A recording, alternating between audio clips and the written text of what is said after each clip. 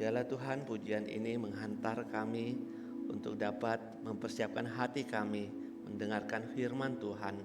Bapa, tolong kami agar kebenaran-Mu dapat mengisi kehidupan kami, agar kami bisa menjalani kehidupan kami seturut dengan apa yang firman Tuhan tuntun. Terima kasih Tuhan. Bapa, kami serahkan waktu di depan ke dalam tangan kasih-Mu. Tuhan, kami mengundang Engkau bekerja di tengah-tengah pemberitaan firman ini. Pakai hamba-Mu sekali lagi di tengah-tengah keterbatasannya untuk dapat menyampaikan isi hati Tuhan. Terima kasih Bapa di surga. Dengar doa kami, berkati anak-anak-Mu juga Tuhan, agar kami bisa diberkati dengan kebenaran-Mu. Angkat semua beban hidup kami, dosa yang menghalangi kami untuk dapat menikmati kebenaran-Mu. Dan Tuhan, biarlah Tuhan hati kami menjadi hati yang siap untuk dapat menerima benih kebenaran-Mu. Terima kasih Tuhan Yesus. Dengar doa kami Bapa, di dalam nama Putra-Mu Yesus Kristus, Tuhan dan Juru Selamat kami yang hidup, kami sudah berdoa. Amin. Silakan duduk Bapak Ibu Saudara yang terkasih dalam Tuhan Yesus Kristus. Shalom. Selamat pagi, senang sekali pagi hari ini ada kesempatan untuk bisa bersama-sama Bapak Ibu beribadah. Dan saya mengucapkan terima kasih kepada tim hamba Tuhan dan majelis jemaat atas kesempatan yang diberikan kepada saya untuk menyampaikan firman Tuhan. Pagi hari ini firman Tuhan yang diberikan, tema firman Tuhan yang diberikan kepada saya untuk sampaikan yaitu kasih yang digerakkan oleh Injil, yang akan diambil dari kitab Galatia pasal 4. Saya mengajak kita bersama-sama untuk membacakan bagian ini, Galatia pasal 4 ayat 12 sampai ayat 20. Mari kita memperhatikan bagian firman Tuhan ini. Galatia pasal 4 ayat 12 sampai 20 yang berbunyi demikian. Ingatlah akan hubungan kita yang semula. Aku minta kepadamu saudara-saudara, jadilah sama seperti aku, sebab aku pun telah menjadi sama seperti kamu. Belum pernah kualami sesuatu yang tidak baik daripadamu. Kamu tahu bahwa aku pertama kali telah memberitakan Injil kepadamu oleh karena aku sakit pada tubuhku. Sungguh pun demikian keadaan tubuhku itu yang merupakan pencobaan bagi kamu, namun kamu tidak menganggapnya sebagai sesuatu yang hina dan yang menjijikkan. Tetapi kamu telah menyambut aku sama seperti menyambut seorang malaikat Allah, malahan sama seperti menyambut Kristus Yesus sendiri. Betapa bahagianya kamu pada waktu itu, dan sekarang di manakah bahagiamu itu? Karena aku dapat bersaksi tentang kamu, bahwa jika mungkin kamu telah mencungkil matamu dan memberikannya kepadaku. Ayat selanjutnya. Apakah dengan mengatakan kebenaran kepadamu aku telah menjadi musuhmu? Mereka dengan giat berusaha untuk menarik kamu, tetapi tidak dengan tulus hati. Karena mereka mau mengucilkan kamu supaya kamu dengan giat mengikuti mereka.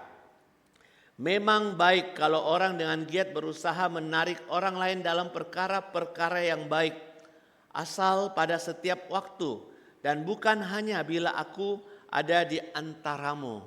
Ayat selanjutnya, hai anak-anakku, karena kamu aku menderita sakit bersalin lagi sampai rupa Kristus menjadi nyata di antara kamu.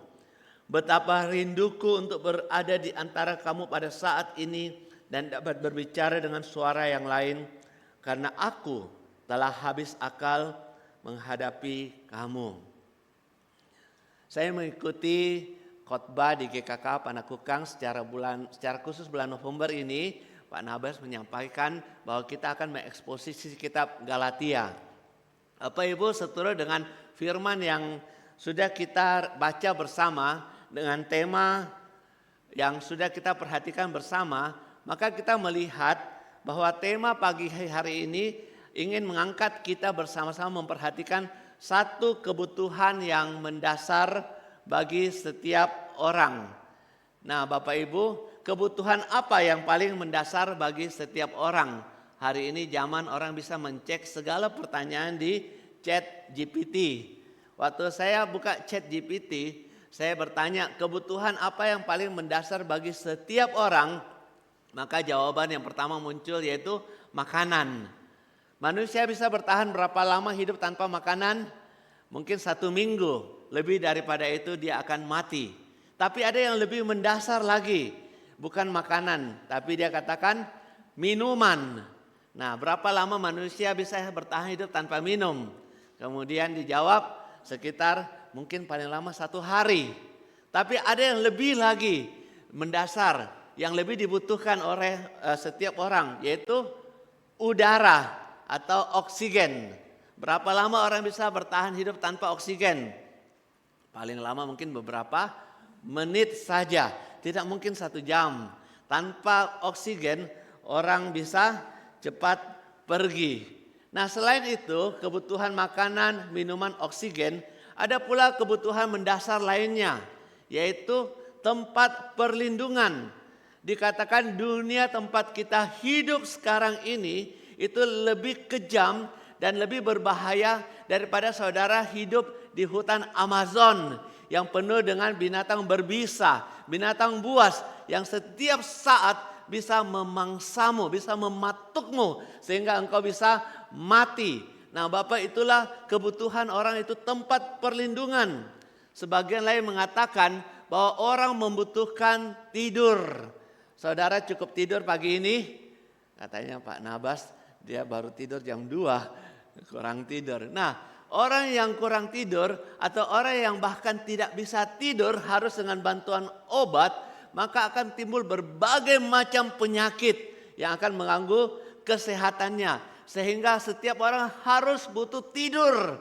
Kalau tidak cukup tidur, seperti dia akan macam-macam persoalan. Mungkin oksigen tidak bisa naik ke otaknya, mungkin dia bicara tidak bisa fokus. Dia butuh istirahat.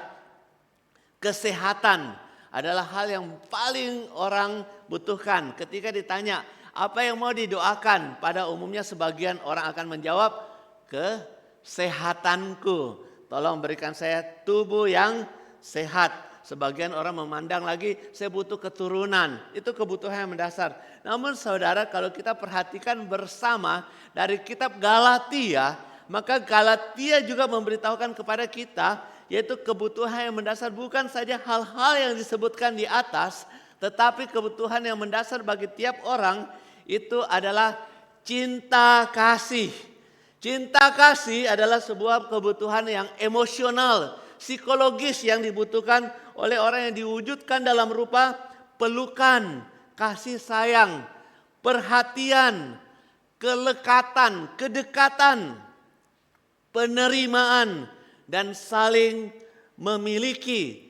Saudara terkasih, seorang bayi, anak kecil, kalau kita penuhi kebutuhan fisiknya dengan makan dan minum, namun dia tidak memperoleh kehangatan kasih ibunya, dia dapat mengalami gangguan perkembangan yang serius, baik secara emosional maupun secara fisik. Waktu anak ini bertumbuh dewasa, ia akan sulit untuk bisa mengasihi. Kenapa? Karena ia sendiri belum pernah merasakan, belum pernah mengalami kasih yang tulus, kasih yang murni yang harusnya ia peroleh daripada ibunya yang melahirkannya ke dalam dunia. Mungkin anak ini waktu dia bertumbuh besar, dia ingin juga mengasihi. Tetapi dia ada rasa takut kalau dia mengasihi, apakah ia sendiri akan ditolak? Apakah ketika ia mengasihi, mungkin perasaan kasihnya itu tidak berarti, atau perasaan kasihnya itu tidak dibalas, dan dia merasakan ia tidak layak untuk mengasihi. Nah saudara, kalau kita sudah tahu bahwa cinta kasih itu adalah kebutuhan yang begitu penting bagi setiap orang, yang paling mendasar di dalam diri setiap orang, maka kita akan masuk kepada hal yang berikutnya yang juga diangkat dalam kitab Galatia dan tema firman Tuhan pagi ini. Apa yang menggerakkan seseorang untuk menyatakan kasihnya kepada sesamanya? Apa yang membuat dia mau mengasihi orang lain? Apa yang membuat dia termotivasi untuk mengeluarkan cinta kasihnya kepada orang lain. Hal itu berkaitan dengan kebutuhan kita. Nah, sebagian orang bisa mengasihi orang lain karena apa? Karena tujuannya supaya ia sendiri mendapatkan balas kasih yang pernah ia berikan kepada orang lain, yang ia sendiri butuhkan. Dengan kata lain, dia menyatakan kasihnya kepada orang lain, tujuannya apa? Untuk kepentingannya sendiri, untuk mendapatkan simpati orang lain, untuk mendapatkan kredit atau keuntungan kepada dirinya. Hari ini zaman sosmed, banyak orang setelah melakukan sebuah perbuatan baik, menyatakan kasih kepada orang lain, apa yang dilakukan? Ya, posting foto-foto apa yang sudah ia lakukan. Pasti Panakukang tidak ya, tapi tempat lain. Mereka memposting dengan tujuan apa? Dia akan dia akan senang kalau orang membantu sesamanya. Ada orang juga dulu suka berderma, melakukan begitu banyak kebaikan. Kenapa? Bukan cuma untuk kebaikan orang lain. Tujuannya supaya di kehidupannya akan datang, ia menikmati kebajikan atas kasih yang ia berikan. Nah, saudara terkasih, hal yang memotivasi setiap orang untuk menyatakan kasihnya itu tidak lain adalah karena ada emosi yang kuat di dalam dirinya. Karena itulah bukan cuma kebutuhan, tetapi ingin menjadi suatu hal yang ia bisa salurkan kepada sesamanya. Saudara pernah mengasihi seseorang, begitu mengasihi dia, tapi saudara tahan-tahan untuk saudara ungkapkan. Nah, waktu kita tahan-tahan, kita simpan lama, tidak kita ekspresikan, kita menderita. Pernah merasakan demikian? Saya sudah mau menyatakan kasihnya supaya ia merasakan aman, dia dihargai, semoga ia bahagia. Tetapi saya simpan-simpan, saya tidak ekspresikan. Nah, saudara, itu akan menjadi sebuah gejolak di dalam dirinya.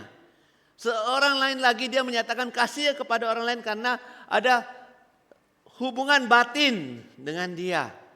Apalagi sebagai makhluk sosial, manusia memang diciptakan supaya kita ada kebutuhan untuk terhubung, supaya kita merasa dekat, supaya kita juga bisa dipahami atau kita punya ikatan dengan orang yang kepadanya kita berikan kasih kita.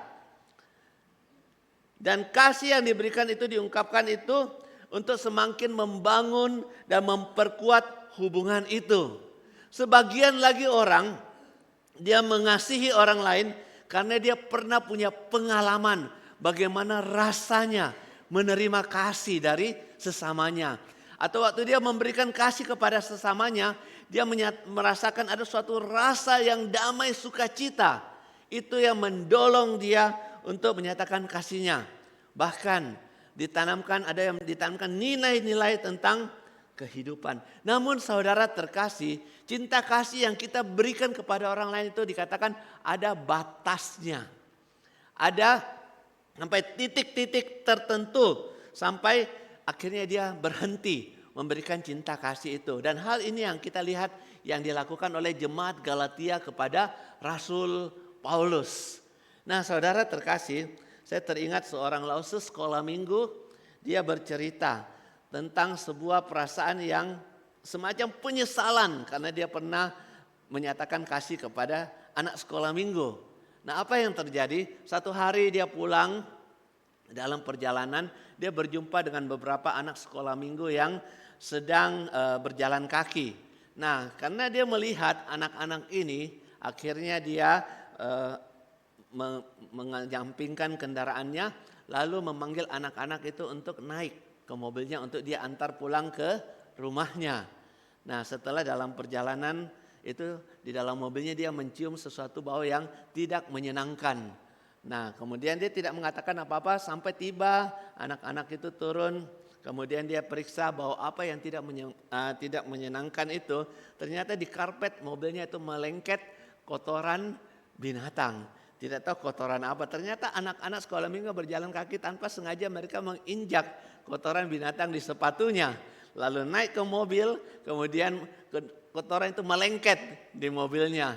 Nah, itu bau yang sangat tidak enak sekali. Dan bau itu tertinggal selama berhari-hari lamanya. Kemudian dia bercerita, aduh kenapa ya saya panggil mereka naik ke mobil saya. Sekarang saya menderita dengan bau yang tidak enak itu. Nah saudara, orang bisa mengasihi tapi ada batasnya. Sampai kapan? Ketika dia tidak titik tertentu, kalau dia sampai menderita, dia tidak akan melanjutkan kasihnya. Nah Bapak Ibu Saudara terkasih, hal ini juga yang terjadi dengan jemaat di Galatia. Jemaat di Galatia mengasihi Rasul Paulus. Mengapa mereka mengasihi Rasul Paulus? Mereka mengasihi Rasul Paulus karena mereka terus terang, kalau saya mencoba menyimak, saya mencoba mendalami bagian firman Tuhan yang dibaca, maka bisa dilihat mereka berbelas kasihan kepada Rasul Paulus. Nah, saudara terkasih, apa yang dialami oleh Rasul Paulus? Di sini dikatakan waktu Rasul Paulus sedang melayani jemaat Galatia itu karena Rasul Paulus sedang sakit. Jadi Rasul Paulus sendiri mengatakan ada sakit pada tubuhku. Nah, sakit apa yang dialami oleh Rasul Paulus itu tidak dicatat di sini.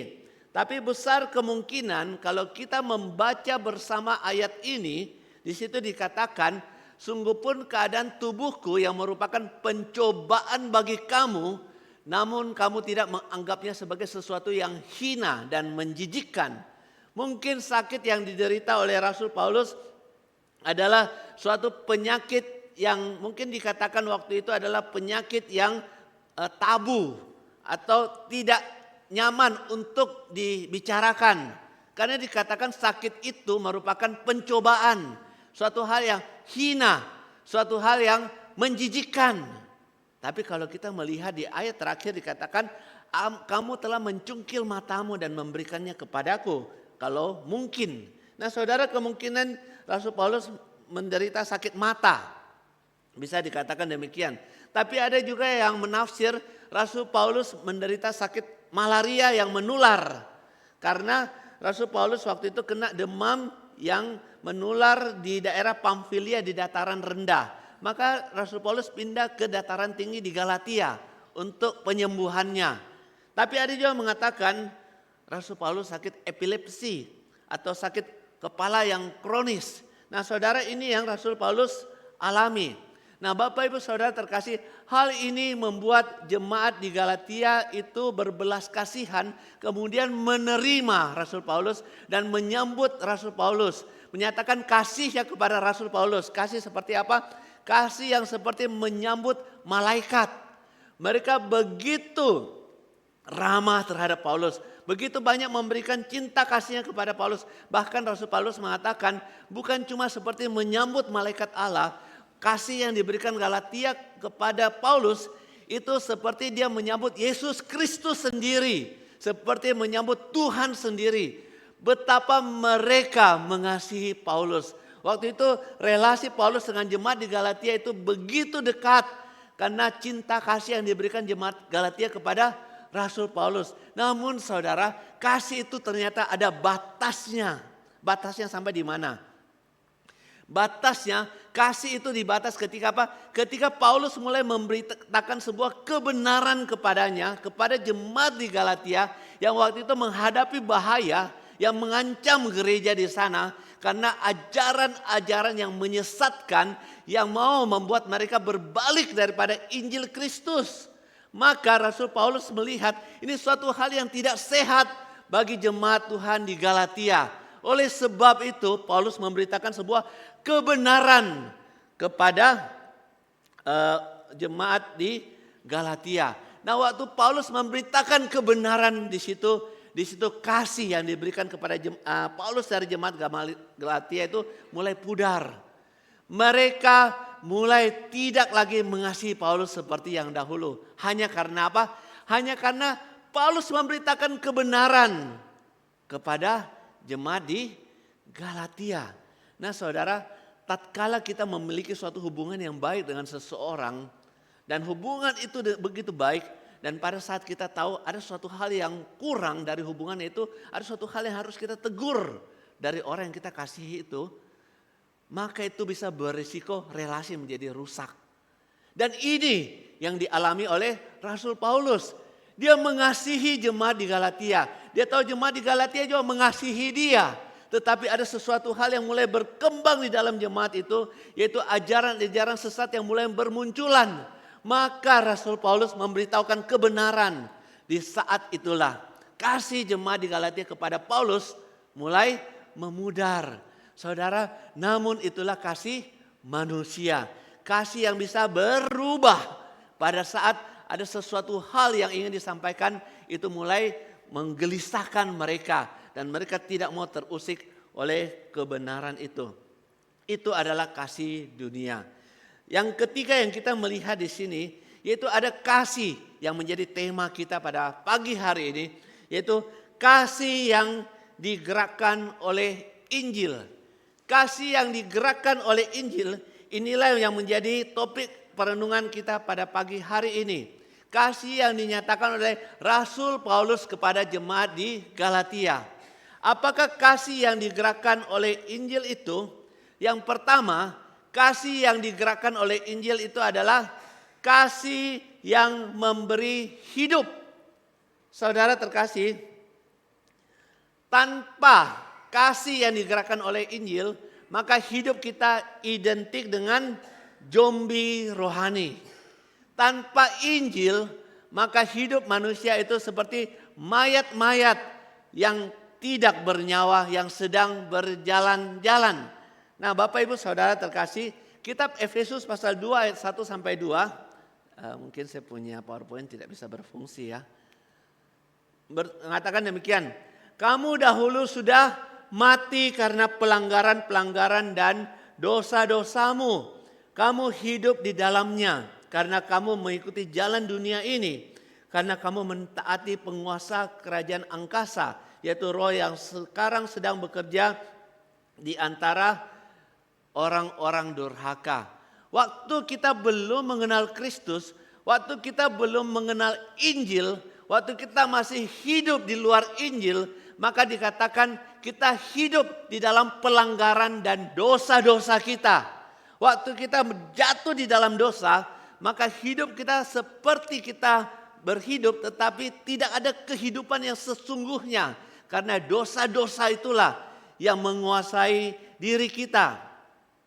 Kita hidup untuk apa? Karena dosa kita cenderung terus mau memberontak melawan Allah.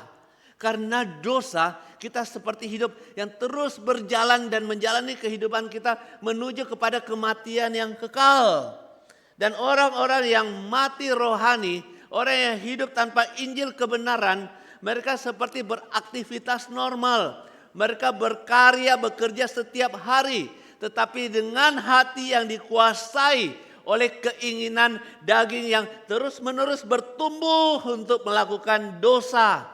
Sebelum kita mengenal Injil, maka kita adalah orang yang mati rohani. Karena kita mati rohani, telinga kita tidak dapat mendengarkan suara kebenaran Injil. Kita tertutup seperti ada sesuatu yang menghalangi diri kita untuk menerima Injil Tuhan. Karena kita mendengarkan lebih banyak keinginan-keinginan dosa. Karena kita mati secara rohani di dalam dosa kita, maka mata kita tidak mampu melihat kepada kemuliaan Allah yang sebenarnya sudah Tuhan nyatakan kepada setiap kita di dalam karya ciptaannya. Ketika orang mati secara rohani, maka tangan kita tidak bisa meraba atau merasakan kebaikan Allah. Bapak Ibu Saudara, inilah kondisi hidup orang di luar Injil. Ketika kita mendengarkan berita Injil, kita mungkin masih tidak bisa memahami cinta kasih Allah yang sepenuhnya itu yang mau diberikan kepada kita. Karena apa? Karena kita masih hidup di dalam dosa. Ini yang dikatakan di dalam Roma pasal 1 ayat 19 sampai 21 yang mengatakan karena apa yang dapat mereka ketahui tentang Allah nyata bagi mereka sebab Allah telah menyatakannya kepada mereka. Sebab apa yang tidak nampak daripadanya yaitu kekuatannya yang kekal dan keilahiannya dapat nampak kepada pikiran dari karyanya sejak dunia diciptakan. Sehingga mereka tidak dapat berdalih sebab sekalipun mereka mengenal Allah, mereka tidak memuliakan Dia sebagai Allah atau mengucap syukur kepadanya, Sebaliknya pikiran mereka menjadi sia-sia dan hati mereka yang bodoh menjadi gelap.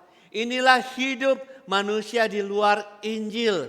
Orang yang mati rohani dalam tanda kutip dengan sebutan zombie rohani, termasuk di dalamnya adalah mereka yang hidup bermoral.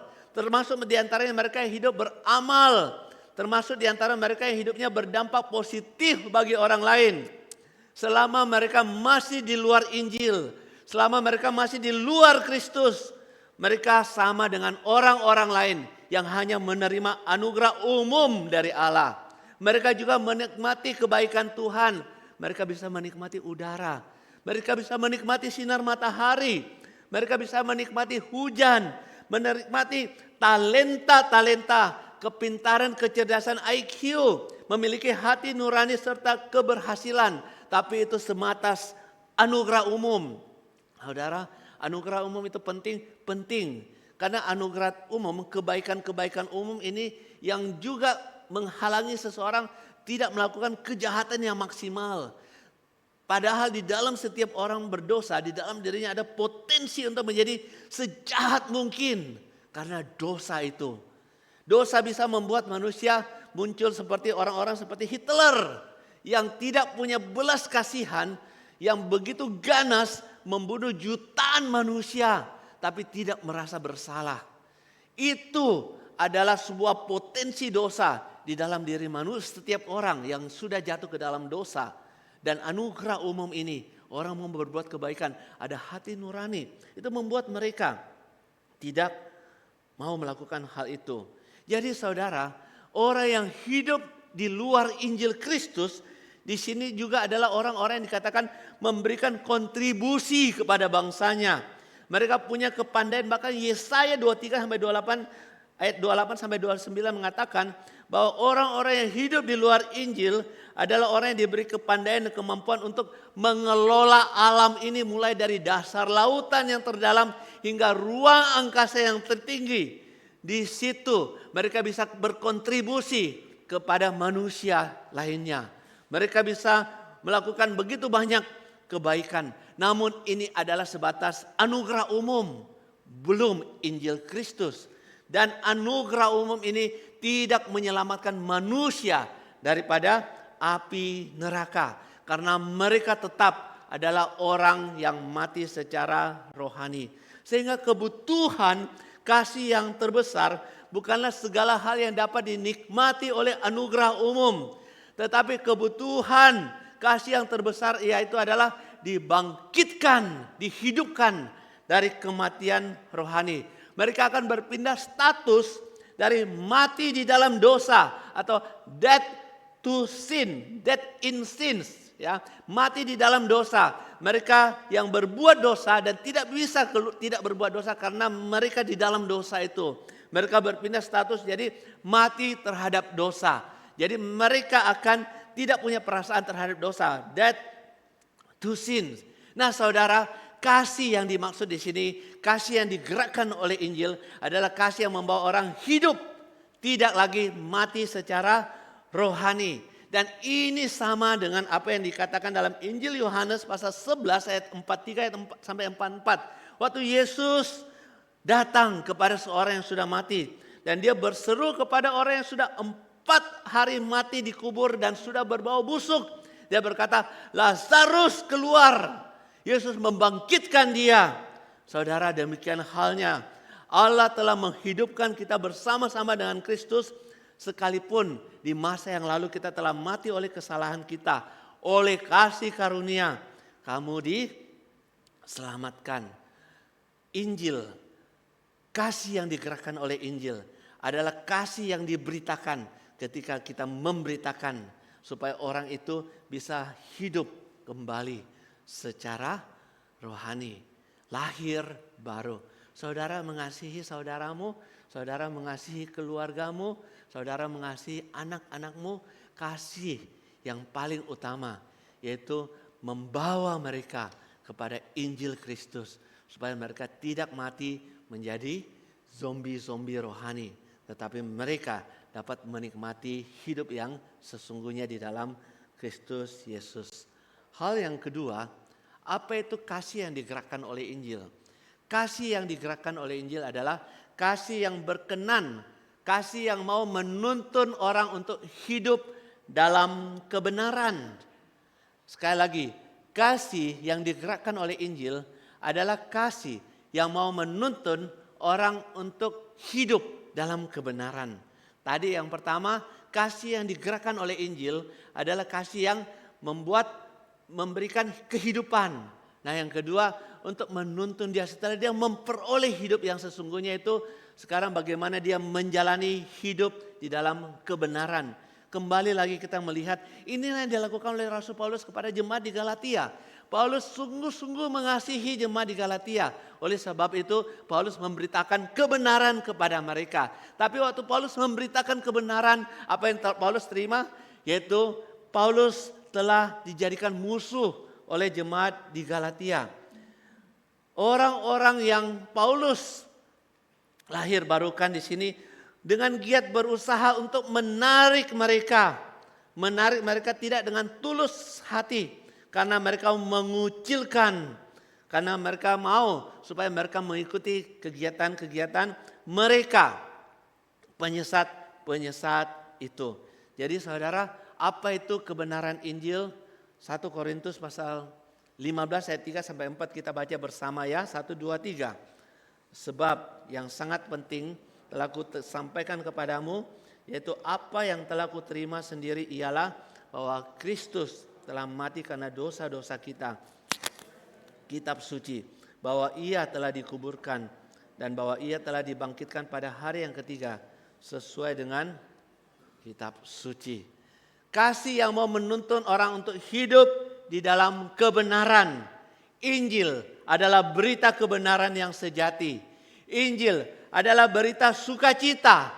Injil adalah kabar baik bahwa Allah sudah memperbaharui seluruh ciptaan, termasuk diri kita, melalui kebangkitan dan melalui kematian dan kebangkitan Kristus. Nah saudara terkasih, kebenaran Injil itu mencelikan mata rohani kita untuk melihat kuasa kemenangan Injil terhadap apa? Pertama, terhadap kesombongan manusia yang menyesatkan. Saudara, masalah manusia yang terbesar apa di dalam dunia ini? Masalah manusia yang terbesar bukan masalah yang ada di luar diri mereka. Namun masalah manusia yang terbesar adalah manusia yang ada di dalam diri mereka. Yaitu keinginan-keinginan yang bersembunyi di dalam hati yang berdosa. Dan solusi untuk masalah yang terbesar di dalam diri manusia bukan datang dari dalam diri mereka sendiri, karena mereka sudah mati di dalam dosa. Kembali lagi, solusi itu datang dari luar diri mereka. Mereka butuh juru selamat. Manusia tidak bisa menyelamatkan diri dari dosa. Manusia tidak bisa menyelamatkan dirinya dari kematian. Manusia tidak bisa menyelamatkan diri mereka dari api neraka. Manusia tidak bisa menyelamatkan diri mereka daripada pengaruh kuasa kegelapan. Manusia butuh juru selamat. Keselamatan itu adalah kebenaran itu. Injil itu, Kristus Yesus sendiri adalah keselamatan yang datang menyelamatkan manusia.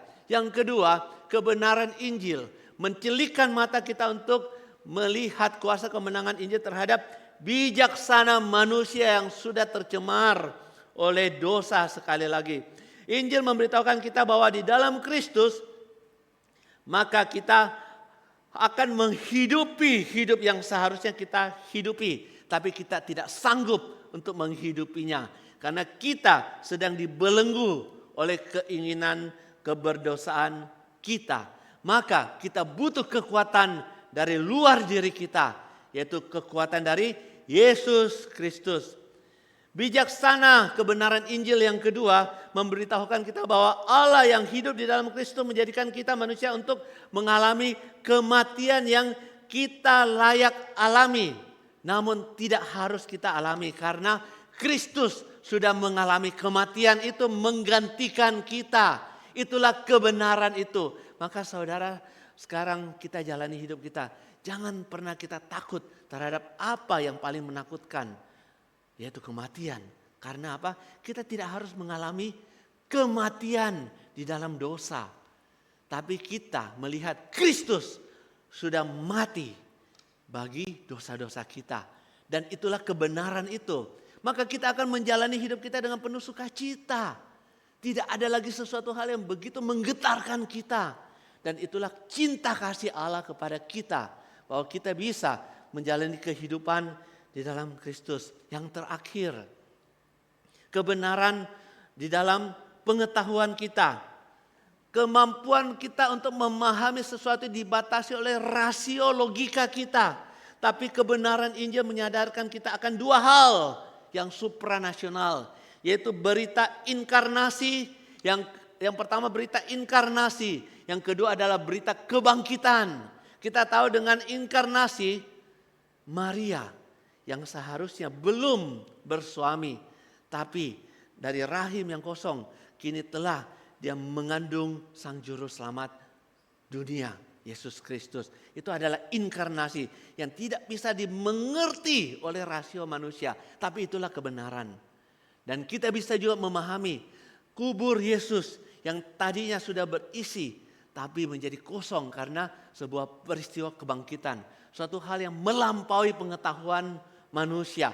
Itulah kebenaran yang memberikan kepada kita kemenangan. Saudara yang terkasih dalam Tuhan Yesus Kristus, itulah kasih yang sesungguhnya. Kasih yang memenangkan kita sebagai pengikut-pengikut Tuhan. Yang tidak membuat kita harus menjalani hidup selayaknya orang-orang yang sudah dikuasai oleh dosa.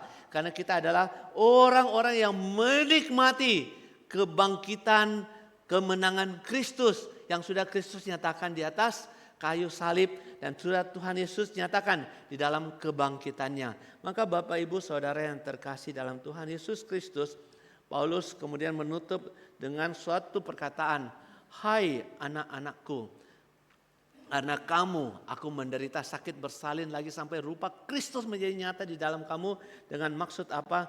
Untuk melahirbarukan orang di dalam Kristus, menjadikan kita sebagai anggota kerajaan Allah, anggota keluarga Allah. Ini adalah suatu berita yang penting. Namun Bapak Ibu Saudara terkasih, ini suatu hal yang harus kita alami.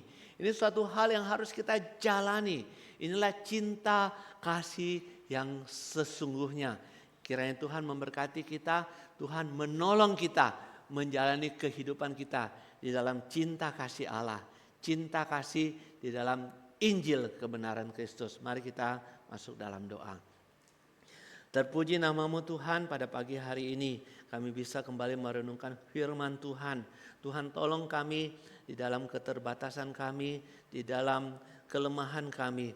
Agar kami juga bisa mengalami kemenangan-kemenangan di dalam Injil Kristus. Terima kasih Tuhan Yesus, tolong jemaatmu di GKK Panakukang agar mereka juga bisa bersama-sama bertumbuh di dalam menjalani kebenaran Tuhan. Terima kasih Tuhan, dengar doa kami di dalam nama Putramu Yesus Kristus kami sudah berdoa.